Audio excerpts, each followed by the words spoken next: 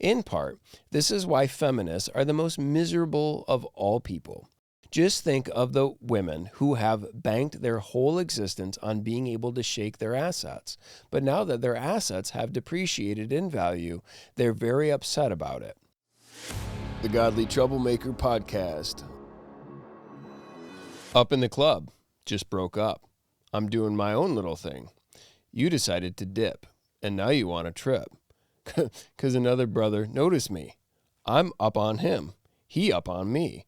Don't pay him any attention, 'cause I cried my tears for 3 good years. You can't be mad at me, 'cause if you liked it, then you should have put a ring on it. If you liked it, then you should have put a ring on it. Don't be mad once you see that, okay. Oh, oh, oh. Oh, oh, oh. Oh, oh, oh. Oh, oh, oh, oh. Oh, oh, oh. Oh, oh, oh, oh. Thus far, the lyrical brilliance of Beyonce. Hilariously, this song is sung as an anthem for the single ladies, as a proclamation of validation. You don't have a man, and you don't need a man, all the while being up in the club, shaking your butt, trying to get the attention of men. She gets the attention of one man whom she is up on, and he be up on her, which is satisfactory for her because apparently her old man, with which there was mutual up-onings, is also at the same club noticing her being up on and being upon. And he is tripping because she is doing her own little thing, which apparently she expects different results this time through. The whole scene is like a bunch of animals humping each other at the zoo, which is incredibly tame compared to the crap that is released today. Like anything by Cardi B, because evidently the more vulgar and descriptively a woman can sing about her vagina, the more empowering it is to women everywhere. However, all the single ladies and every song like it betrays itself. It's meant to be an anthem, but it's really a sneak peek into the soul. She is single, unwanted, and unmarried, which is what she really wants, which is why she finds herself in the endless cycle of butt shaking at the club. What she really wants is to have a man love her so much that he is willing to give up himself for her in covenant for life, to not only be her lover, but also to be her protector and provider, thus providing a household and a safe space to be a mom and to make babies and to have dominion through helping her husband, which is what she was made for. Not only has she reduced her value to the price of a loaf of bread, but so too any man that wants to shop at that bakery. And let's be entirely honest with ourselves, shall we? Feminism is an absolute noxious cancer that has reduced the value and worth of a woman to her ability to go up in the club and to get any guy to dry hump her on the dance floor, which, just FYI, is not hard, all the while crying about not being married, i.e., having a ring on it. We are not just sliding down a grease slide culturally. We've shot right out the end of it like Taco Bell out the tailpipe, and women and children are the primary recipients. But it's cool because women feel empowered by singing about it, and because the male owner of the record label is making a lot of money off of it. Take that, patriarchy. We showed you by whoring ourselves out for free. If you wanted it, you should have put a ring on it. What a base and empty existence. One may be tempted to even call it weightless. Well, in fact, one just did. Recently, Chelsea Handler, who is a comedian that no one laughs with but only at, released a video celebrating her child-free life as a 48-year-old woman who can easily pass for a young 58-year-old woman because apparently the stress-free life of multiple abortions and prescription drugs is good on the body. In this video, she says, which is supposed to be funny, quote, "This is a day in the life of a childless woman. I wake up at 6 a.m. Remember that I have no kids to take to school. I take an edible, masturbate, and go back to sleep. I wake up at 12:30 p.m. and get ready for a busy day of doing whatever the F I feel like. I put on my most impractical and stylish shoes, since I won't be chasing a child around the grocery store, and go to my favorite spot in Paris to grab a croissant. I do a meditation session on the plane, and since I have no screaming kids, it allows me all the time in the world to become enlightened. The weightlessness of my existence has granted me superpowers. I teleport myself back home and get ready for a night out with whatever hot guy I meet on Raya that morning. I call up a babysitter and tell her I don't need her since I still don't have any kids. Weightlessness not only describes her existence perfectly, but every woman who willingly goes down this route, a route that is entirely opposed to God's will and is contrary to nature, thus enslaving themselves to a life devoid of substance, which is meaningless and valueless and weightless. Thank you, feminism. Thank you. Vagina hats, tranny models, manpons, and the patriarchy. In 2017, feminists from all over our country descended upon Washington, D.C. to celebrate the National Women's March. Many were there to show that women are every bit as much of a man as men are, and that they refuse to be commodified into component parts. They wanted the world to know, and certainly the wicked patriarchy to know, that they are more than just a pretty face, a nice rack, or a nice bum. In order to illustrate that women should be taken seriously and shouldn't be commodified, they wore vagina hats. Patriarchy smashed. Mission accomplished. Well done, ladies. Well done. All this to say that sin makes you stupid, and rebelling against nature makes you stupid. Like, I don't know, protesting the commodification of your body by wearing a vagina hat. Now, another stellar achievement of feminism in recent years, and no, I'm not talking about making tampons available in male restrooms. We'll just call those manpons. No. I'm talking about the great advancements that Victoria's Secret has made for womankind everywhere. Victoria's Secret sells super skimpy underpants for women. They have taken heat for this in years past for objectifying women. In order to let the public know that they take criticism seriously and to show that they are actually about female empowerment and not objectification and stuff, they decided to fix this perception problem. How did they do that, one might ask? Well, instead of cleaning up their marketing, particularly through the commercials, and their merchandising, particularly in storefront windows in public venues, or like adding fabric to their line of dental floss. Nope. They decided to be much more inclusive, like get woke, bro inclusivity. Changes I just proposed would have made sense a few years ago, but definitely not now. We've learned from the mistakes of the past. Thanks, Boomer. All this to say that when you rebel against God's good design for men and women and God's good design for human sexuality, you get stupidity on a level that would make John Fetterwoman blush. Let us just call this woke tartary, or perhaps more specifically, femtartary. The fact of the matter is, when you set out to exalt and empower women, apart from the standard of God's word, you will inevitably end up defiling, debasing, and devaluing women because your starting point is perverse.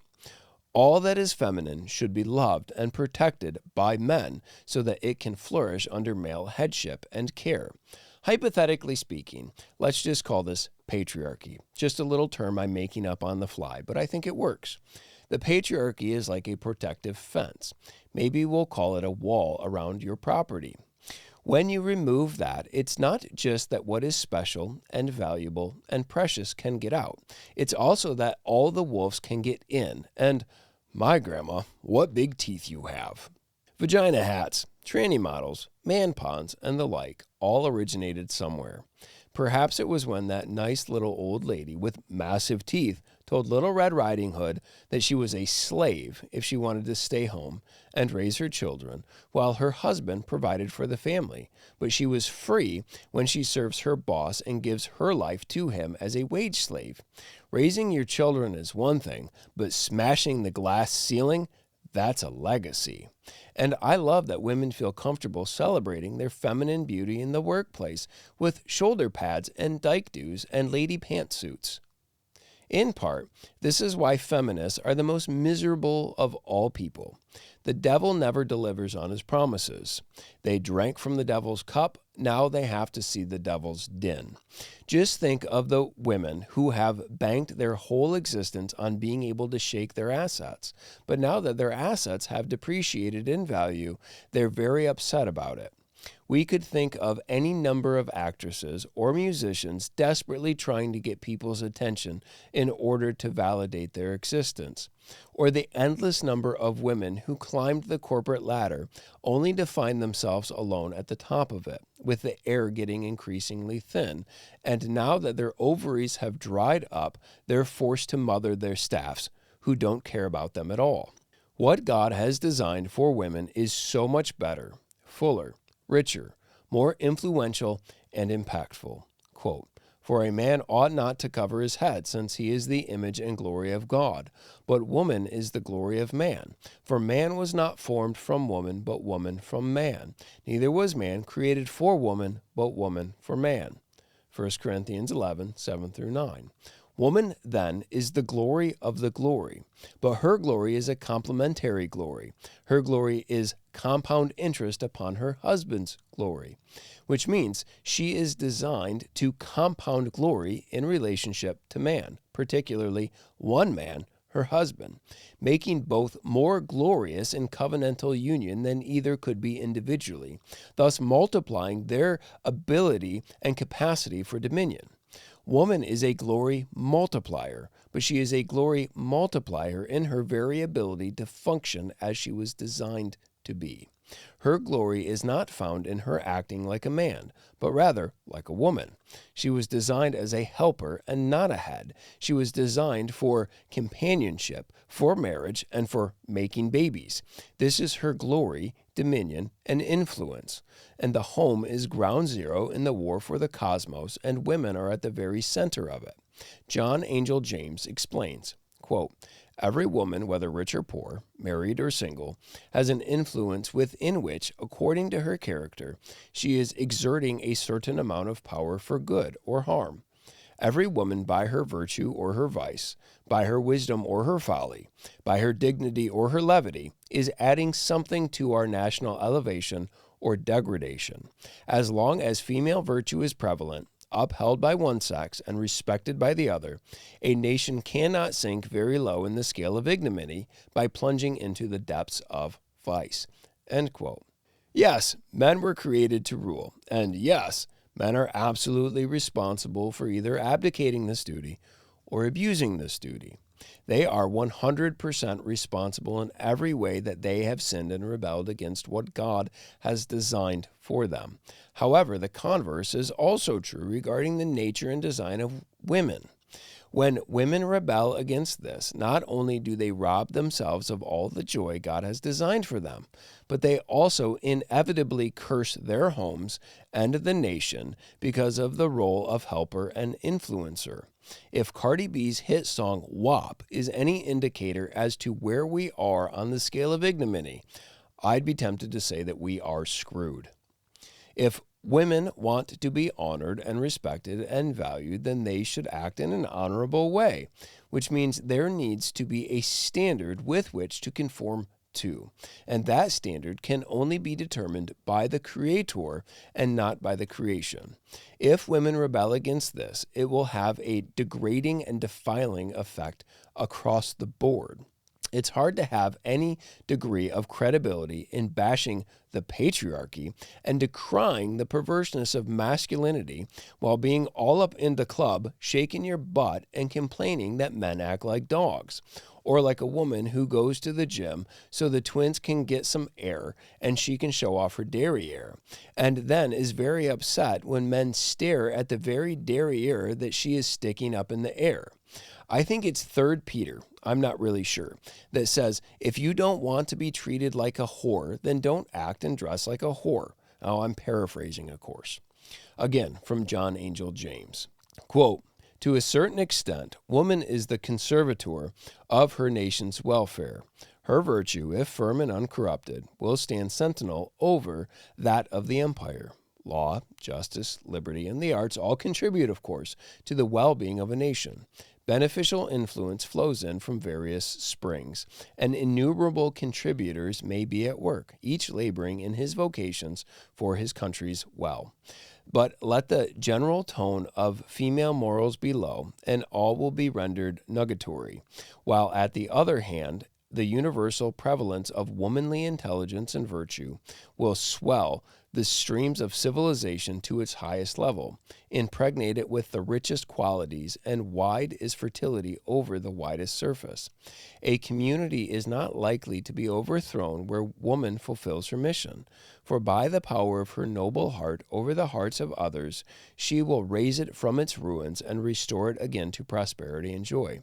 Here, then, beyond the circle of wedded life as well as within it, is no doubt part of woman's mission, and an important one it is. Her field is social life. Her object is social happiness. Her reward is social gratitude and respect.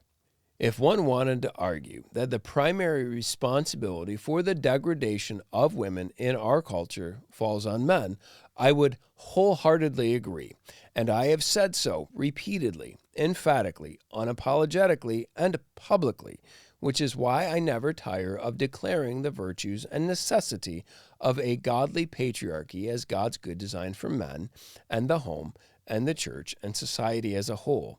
But women are also very much responsible for the role they play in the degradation of women. Now, if one wanted to argue that there will always be women who will use their sexual wiles to manipulate and control, or just base women, or self-deprecating women that will pursue the passions of the flesh, I would very much agree. But I would also say that we would all be much better off if that were the exception and not the norm.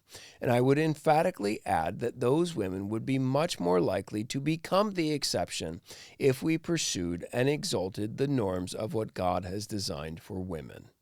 Conclusion. Since I've quoted John Angel James twice already, perhaps it would be fitting to close with another quote.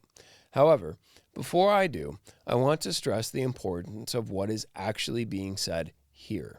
It is one thing to expose the insanity of our culture, and to be entirely honest, that's low-hanging fruit today.